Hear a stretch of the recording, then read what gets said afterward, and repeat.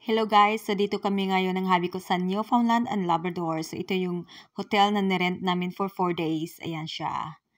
So 1,000 years old hotel. So meron silang ref dito, mini fridge na may free course light. Oh, may beer agad, di ba? Lasing. And then may paapoy. Ayan. May paapoy talaga eh. Fancy chimney. Tapos may pa-wine din sila. Ayan. Kung gusto niyo mag-cheers. Ako yun. Hello.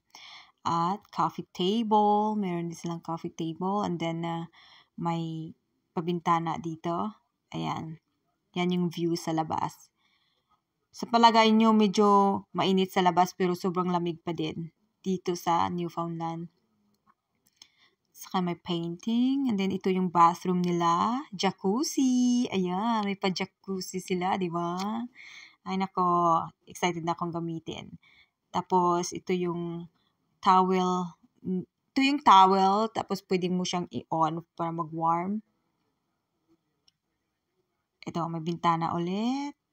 At may pa-cortina. O, di ba? Ito pala ay Maury Premises Hotel.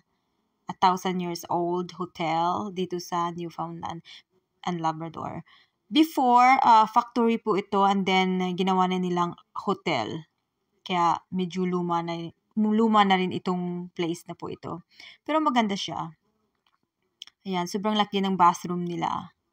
Oh, di ba? Sana hindi ako makuryente sa jacuzzi mamaya. Ayan, ako ulit. Hello. Tapos may hair dryer, may free shampoo, conditioner, ayan yung toilet. Yun lang. Ang ganda ng design na ito. Gustong-gusto ko.